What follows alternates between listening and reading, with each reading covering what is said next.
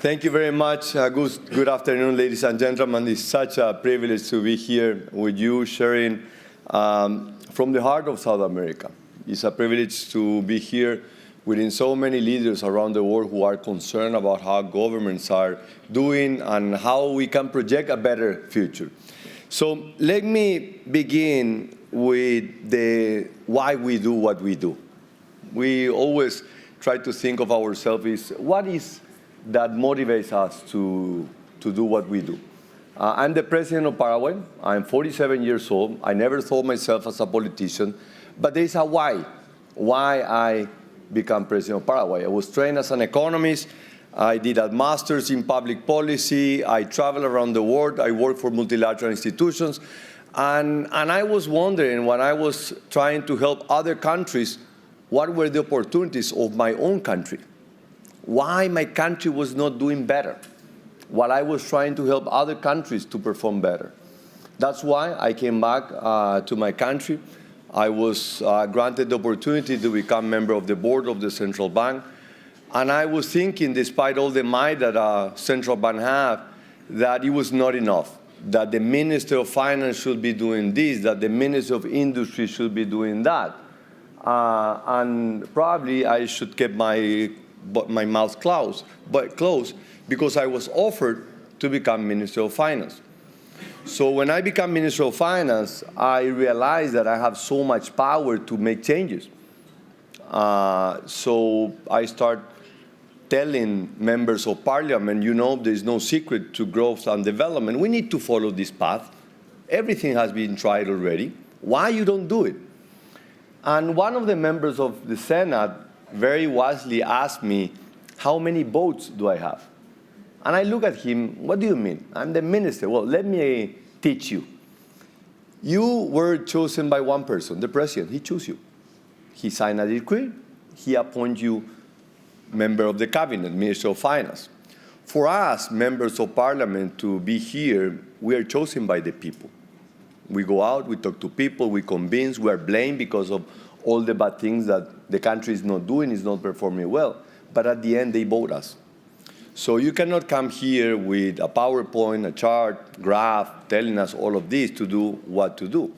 If you think that you are knowledgeable, that you have all this experience, you need to go out on the street. You need to talk to people. You need to convince people. And when people trust you, then you're going to be able. And of course, my country, with a long history of dictatorship and military regime, but having democracy for the last 30 years, we value what people have to say. So I resigned in 2017. I tried, I ran, I lost. And I learned a lot. So I tried again in 2022. I won the primaries, and I won the national election in April 2023. The largest difference in the history of my country, majority in both chambers of Congress, and since August 15, I have been doing at least 150 reforms. I have moved a country that was already progressing to advance much faster, and this is what I know today for my country. This is what I want to do for my country, but I also want to do for my region. This is what we also want to contribute in a time that leadership is something that is required. Clarity, wisdom is not a matter of how rich the country is, it's not a matter how large the country is how much credibility and vision a leader might have. We're living in a moment that is dominated by global tension everywhere. Geopolitical competition is intensifying. Conflicts are multiplying. Technology is advancing faster than our regulatory framework. We are running from behind. And climate change is visible. Together, these forces remind us that delaying decisions come at a very high cost. These are economic costs, social costs, and of course, human costs.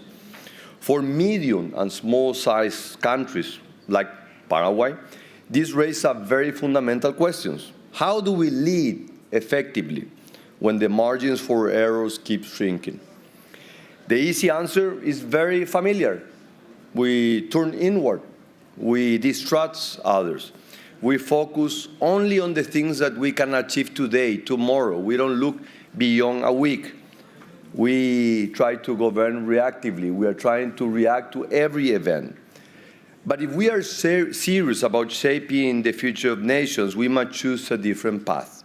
More cooperation, stronger institutions, responsibility over rhetoric. So let me share the perspective from Paraguay, an experience that illuminates certain principles. Paraguay is a landlocked country. There are only two in South America. We do not have ocean or vast populations, and for much of our history, we have been underestimated. A country with a great history that spanned more than 5 centuries, a history of success, progress, but also a history of devastation.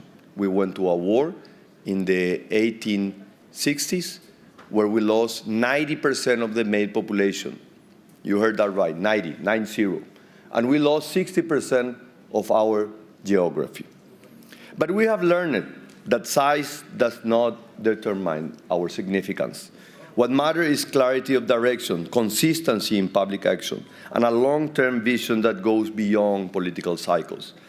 We see ourselves today as an emerging middle power, a country that has overcome a basic challenge of development and can now contribute constructively to regional and global governance. Paraguay is holding this semester the presidency of Mercosur, a commercial alliance that includes Argentina, Brazil, Uruguay, and Paraguay. And we just signed a couple of days ago, the largest free trade agreement in the history of humankind between Mercosur and the European Union. Middle powers are nations that no longer face the difficulties of developing countries, but neither do we confront the challenges of great powers. We occupy a unique space, one that allows us to understand both perspectives, to mediate between different interests, and to champion practical solutions based on experience. Middle powers like Paraguay project credibility, stability, and the capacity to build bridges between developed and developing nations, between competing interests, and between short-term pressures and long-term imperatives. This role is grounded in concrete achievement built over decades and progressive institutional reforms, and in political continuity that has allowed those reforms to take roots and deliver results. I'm going to draw on 4 pillars. The first one on the macro stability and the trust. 20 years ago, Paraguay was recovering still from our last but devastating financial crisis that destroyed half of our banking system and erased more than 70% of all the financial institutions. The cost, as you can imagine, was brutal, economic terms, and also in trust. Citizens lost their savings, investors lost their confidence. The state, the government, lost its credibility. From those bitter roots grew a collective determination to build solid institutions.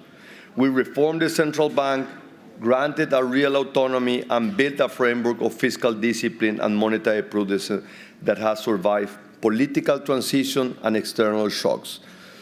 20 years ago, I was an economist at the research department of the central bank of my country.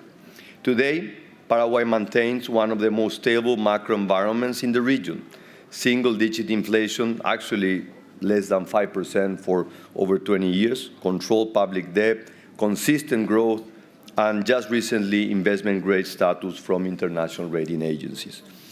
Generations of technical officials, legislators, and political leaders understood that without trust, there is absolutely no investment. Without investment, there are no jobs. Without jobs, there is no social cohesion. But effective public policy requires continuity and consensus. In Paraguay, my party has been instrumental in driving these changes over time. Despite not being a politician by career, I represent a political party which has been in power for over 7 decades.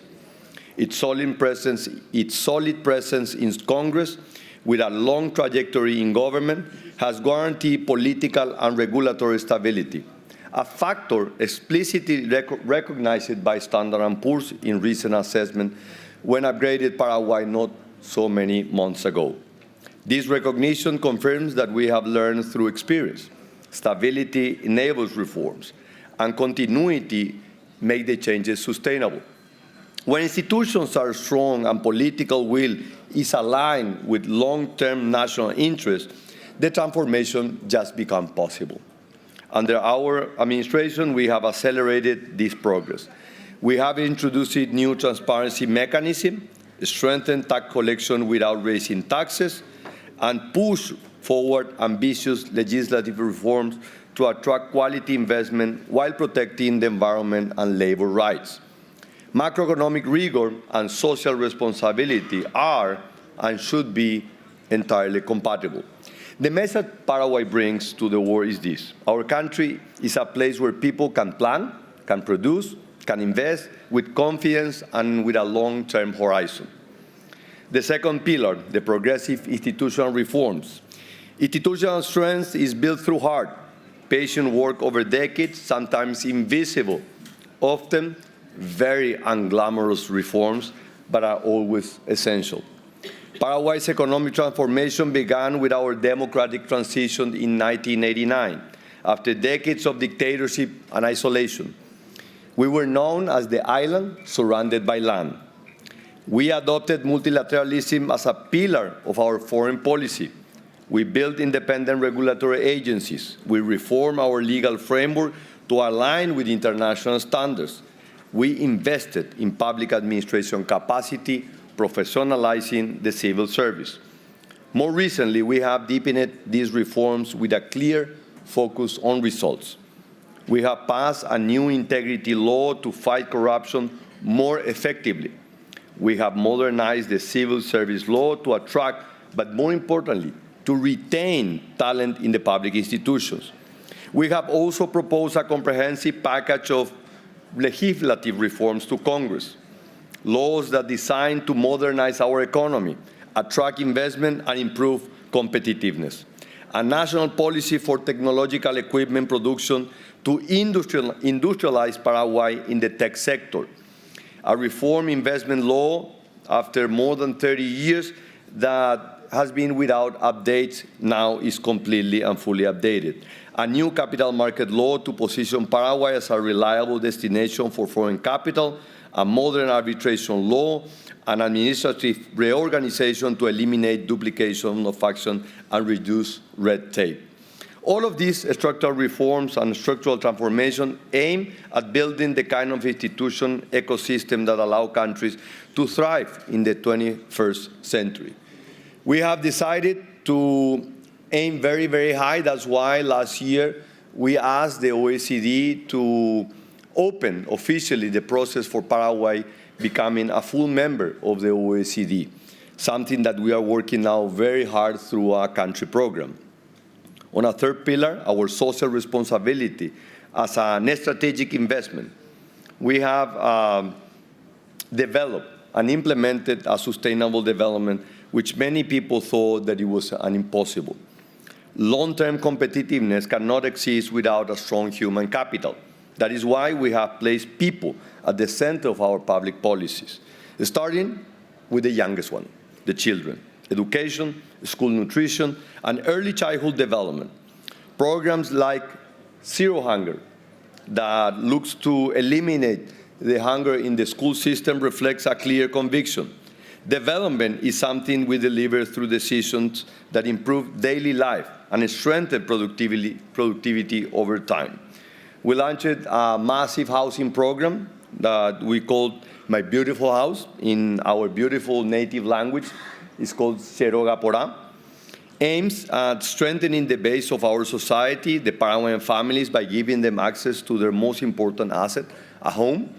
We are also looking to ensure that our elderly population is well taken care, thanks to a program that is called Adultos Mayores, that brings financial support to all of the elder citizens above 65 years old. Social policy that, and I mean when it's properly understood, is nation building. The fourth pillar, sustainability and energy leadership. Paraguay has one of the cleanest energy matrices in the world, with 100%, yes, 100% of our electricity generation coming from renewable sources, but coming from one particular renewable source, hydro. 100% of our electricity comes from hydro. And this is thanks to investment that we did in the 70s and the 80s. This gives us a real competitive advantage in our world transitioning toward decarbonization. Our challenge is to turn that energy into industry, innovation, and quality jobs, while protecting the environment and the well-being of the future generations. We have adopted clear and realistic climate commitments because they align with our own development strategy. We maintain more than 40% forest coverage while developing economically. We have pioneered sustainable agricultural intensification. And bear in mind, it looks small, but Paraguay is larger than Germany in terms of geography. We are in the middle of two countries that are mostly a continent, Argentina and Brazil. But the size of our country is a massive country with 100% of arable land that allow us to produce food for 100 million people when we are only 6.5. Of course, no country can move forward alone. If the challenges we face are global, the response must be smarter, deeper partnership that deliver real results. First, we need partnership built on trust, partnership that strengthens institutions, promote transparency, and uphold the rule of law. Trust may be invisible, but it is essential for the infrastructure, and international cooperation can help reinforce it through standards that are shared among many countries. Best practice, and of course, technical cooperation. Second, we need a partnership for talent. The most serious gap of the future will be educational. Artificial intelligence, digitalization, and the knowledge economy can drive growth only if we invest consistently in education, technical training, and digital skills. The future is something that we are going to build. Finally, we need partnership for the energy transition and resilience. The transition is a process that requires financing, technology, infrastructure, and adaptation. For many countries, climate policy is also food policy, water policy, energy policy, and social stability. Climate cooperation must be realistic, inclusive, and aligned with development. Ladies and gentlemen, sovereignty today is also defined by the ability to cooperate. Cooperation does not mean losing identity, sovereignty. It means expanding our capabilities. No nation, no matter how strong, can prosper on its own for long. As a middle power, Paraguay has embraced this truth. We have built bridges between countries with different levels of development. We have championed multilateralist solutions to shared challenges. We have demonstrated that credibility, stability, and long-term vision are sources of influence, more reliable than size or military power. Paraguay comes to this summit with humility and with clarity. Humility because what we develop is a daily effort. And we know we still have long, but very long way to go. Clarity because we know what works. Clear rules, stability, productive investment, social policies. That are the policies that lift people up, and the future-oriented visions that deliver results. The future of nation is shaped by the quality of the leadership, by the commitment of the leadership. Leadership that does not turn inward, that does not improvise, that does not divide. Leadership that understands governing as an act of services. Thank you very much.